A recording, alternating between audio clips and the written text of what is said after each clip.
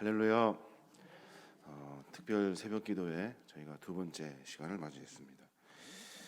여러분, 무엇이 특별하십니까? 무엇이? 가만히 묵상하면서 생각해 보니까 새벽에 일찍 일어나는 거, 그리고 또 한자락에 기도하는 거, 그리고 그냥 생각하는 것 하루 가운데 이런 것들로 특별을 삼는다면 우리가 신앙생활 안에서 특별하지 않아서 실패하는 경우가 참 많을 것 같아요. 무엇이 특별해야 합니까? 고민할 때마다, 기도할 때마다 예수 그리스도가 우리 안에 깊이 찾아오셔야 합니다. 우리가 그리스도인의 삶으로, 그리고 예수님의 제자로 예수님을 더 많이 사모하고 소망할 수 있는 그런 특별한 날들이 우리 기간 가운데 있어야 할 줄로 믿습니다. 이 기간을 통해서 우리가 더 주님을 깊이 만나고 나아가시는 믿음의 종들 되시길 바랍니다. 오늘 우리가 읽었던 본문의 말씀은 여러분 잘 아시는 말씀이죠. 베드로가 예수님을 배반한 장면의 이야기가 오늘 성경을 통해서 기록되어져 있습니다. 예수님께서는 제자들을 아무런 시험도 없는 그냥 무풍지대와 같은 아무런 염려가 없는 그런 곳에 이렇게 내버려 두지 않으셨어요. 무조건 삶 가운데 어려운 역경과 어려운 과정들을 통과해야 되는 그리스도의 고난의 그 현장에 예수님은 제자들을 이렇게 내보내 주신 거예요. 그 제자들은 매번 흥하여지고 잘되고 편하고 안락하고 그런 삶을 살기 위해서 예수님을 쫓았지만 예수님은 궁극적으로 제자들에게 고난이 있을 것이다, 역경이 있을 것이다, 어려움이 있을 것이다 라고 말씀해주고 계신 거예요. 베드로는 예수님을 향한 그 믿음과 충성이 유별났습니다. 저는 예수님을 배신하지 않습니다. 저는 예수님과 끝까지 함께 할 겁니다 라고 말하고 있어요. 전에 있었던 이야기 말씀 중에 33절, 누가복음 22장 33절 보면 그렇게 말해요. 그가 말하되 주여 내가 주와 함께 오게도 죽는데도 가기를 각오하였나이다. 내가 주와 함께 감옥에도 가고 죽는 일에 각오하며 가겠습니다. 근데 오늘 어떤 일이 있었습니까? 베드로는 예수님을 모른다고 3번이나 부인해 버립니다. 3번이나. 호언장담했던 베드로가 아주 쉽게 예수님을 배반해 버려요. 함께 오게도 가고 함께 죽음의 길도 가겠습니다 했던 베드로가 모릅니다. 나 그 사람 모릅니다. 모릅니다라고 3번이나 부인해 버리게 되는 거예요. 베드로는 신앙생활 안에서, 믿음 생활 안에서 또 주님과의 관계에서 실패했습니다. 약속을 어겼고 주님을 배반했고 그리고 주님이 따르라고 가라고 했던 제자의 길을 다 버려버렸어요. 왜 그랬을까요? 왜 그랬을까요? 오늘 이 본문의 이야기를 통해서 우리도 똑같다는 사실을 발견하게 돼요. 무엇이 똑같냐면 베드로는 참 무지해요. 무지해요. 뭐가 무지하냐면 자기 자신을 잘 몰라요. 자기 자신을. 오늘 본문의 말씀 보니까 33절에 그렇게 말씀하잖아요. 나는 오게도 가고 나는 죽음도 가겠습니다 라고 장담해요. 근데 사실은 그것은 베드로가 자기 자신을 잘 모르는 거예요. 잘할 것 같죠? 할 수 있을 것 같아요. 그런데 사실은 자기는 그걸 할 줄을 몰라요. 할 수가 없어요. 베드로는 대제사장 뜰에서 한 여종이 베드로에게 당신 그와 함께 했죠? 내가 보니까 당신 그와 같이 있던데 그 말에 그냥 꼬꾸라지고 맙니다. 고개도 가지려고 끌고 간 것도 아니고 그렇다고 채찍도 한 대 때린 것도 아니에요. 그런데 거기에서 베드로가 무너져 버리고 말아요. 내가 얼마큼 약한지, 내가 얼마큼 미련한지, 내가 얼마큼 무지한지 나에 대해서 잘 몰라요. 차라리 우리는 내 자신에 대해서 스스로 내가 고백할 수 있을 만큼 내가 어떤 놈인지 말할 수 있고 내가 어떤 놈인지 늘 의식하며 살 수 있을 만큼 깨어 있어야 하는 거예요. 그때 우리의 삶에 어떠한 형편과 처지가 있든지 간에 우리는 그 삶을 내가 어떤 놈인지 내가 어떤 사람인지 무엇에 가장 약한지를 알아서 그때마다 대처하며 나가야 하는 거예요. 베드로는 자기 자신을 잘 몰라요. 예수님과 함께 베드로가 수많은 세월을 같이 했어요. 약 3년의 시간 동안 같이 먹고 자고 이야기하고 함께 나누었어요. 그때마다 베드로 마음 가운데 내가 주님의 종이 되겠다, 내가 주님을 섬기며 살겠다 매번 각오하고 결단했을 거예요.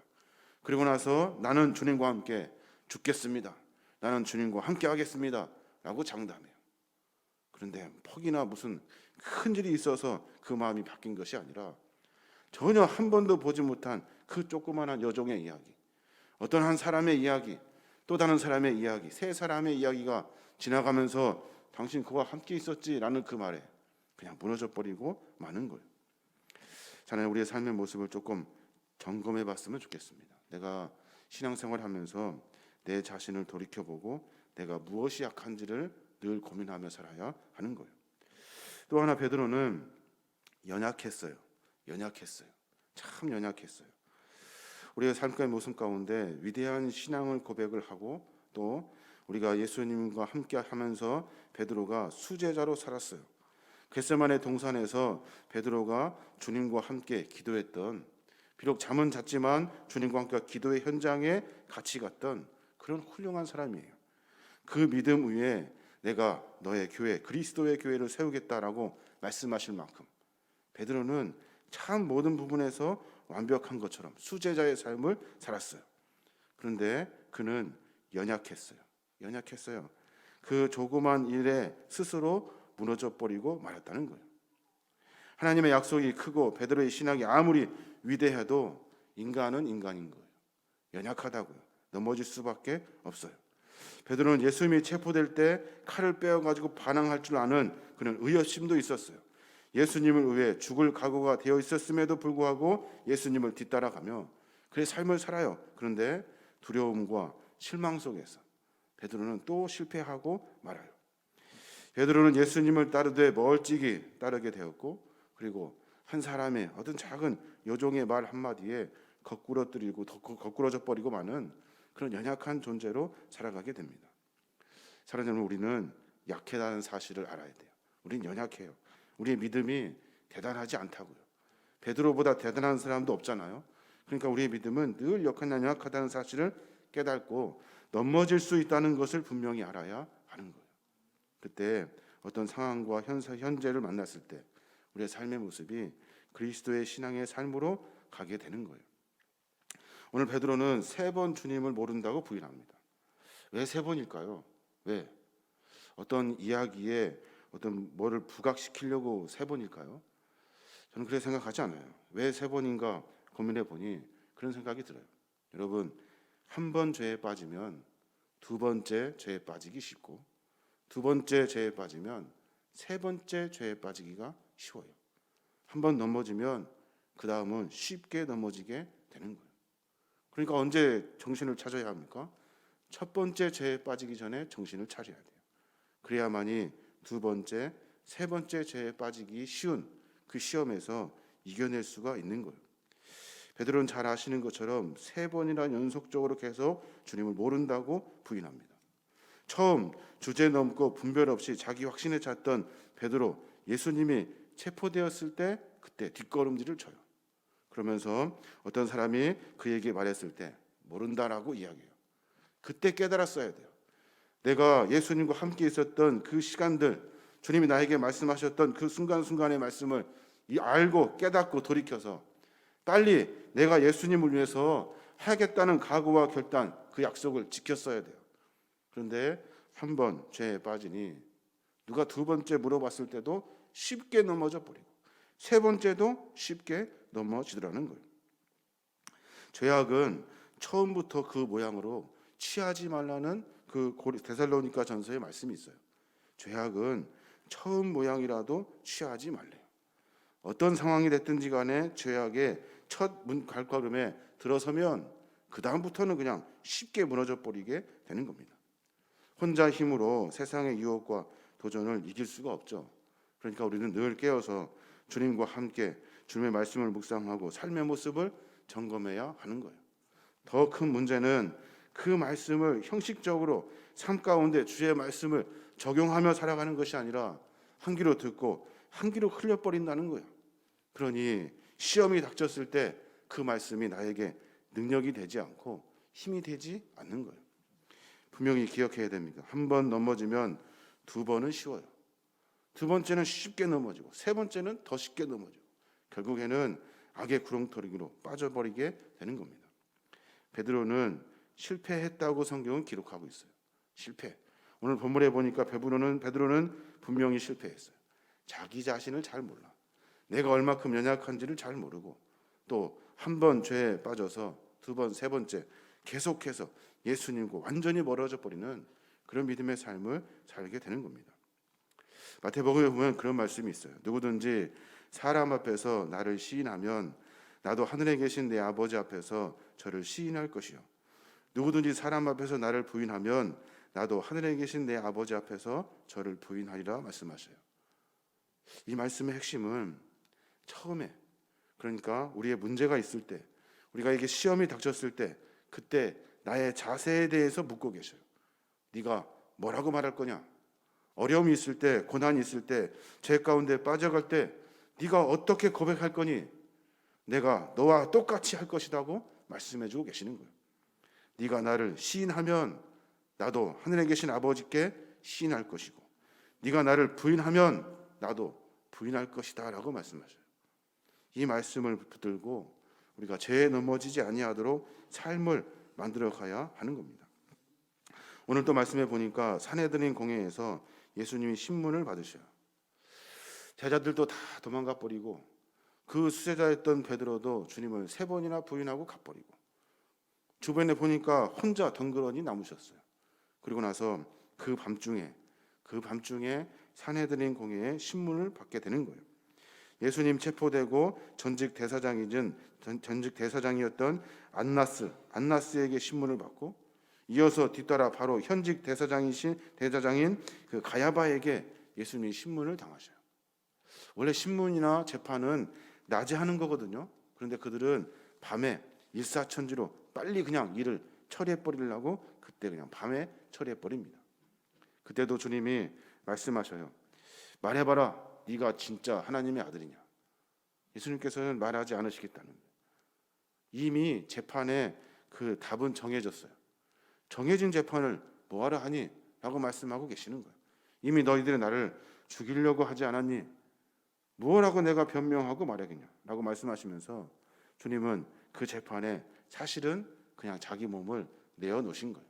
니네 마음대로 해라. 니네 마음대로 해라. 사랑하는 여러분, 우리의 신앙의 삶의 모습 가운데 주님은 우리의 삶의 모습 속에서 매번 자기 자신의 모든 것을 다 내어놓으시고 인간의 생각과 방법으로 고민하고 애쓰고 수고하는 우리 인간들에게 아무런 생각도 하지 못하도록 하나님은 전혀 다른 방법으로 삶의 모습을 만들어가고 계시는 거예요. 그들은 신났겠죠. 저거 대답 안 한다. 이제 올가매를 탁 매가지고 이제 예수를 죽여버리자라고 생각했을 거예요. 그런데 사람들보다 훨씬 더 깊으시고 훨씬 더 계획과 공의를 가지신 주님께서 십자가의 사명을 위해서 그 몸을 내어주신 거예요. 우리는 늘 생각할 때마다 내 생각을 앞서는 것이 아니라 주님의 계획과 뜻에 겸허하게 한 번쯤은 물어볼 수 있는 신앙의 삶의 모습이 있어야 하는 겁니다. 그때 주님 우리에게 찾아와 주시고 주님의 계획과 주님의 뜻 안에서 우리의 삶을 만들어 가는 거예요. 사랑하는 우리의 모습을 한번 점검해 봤으면 좋겠습니다. 고난주간 특별 새벽 기도회를 진행하고 있어요. 주님을 고민하면 고민할수록 우리의 삶의 모습이 부끄러워집니다.